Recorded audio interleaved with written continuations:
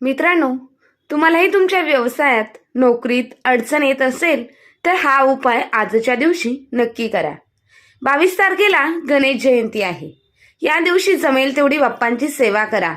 हा 21 दुर्वांचा उपाय केल्याने तुमच्या मनातील चांगल्या इच्छा पूर्ण होण्यास मदत होईल.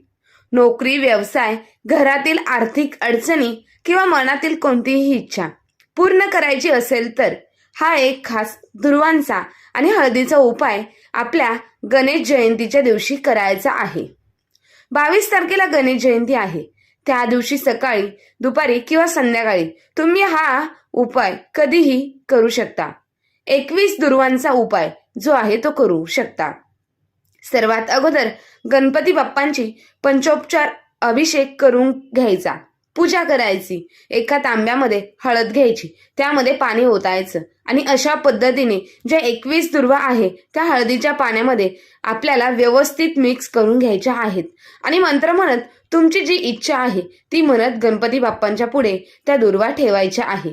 त्यानंतर अनामिकेने गणपती बाप्पांना शेंदूर लावायचा आणि तेच आपल्या कपाळाला सुद्धा लावून घेऊन आपली जी इच्छा आहे ती गणपती बाप्पांना सांगायची.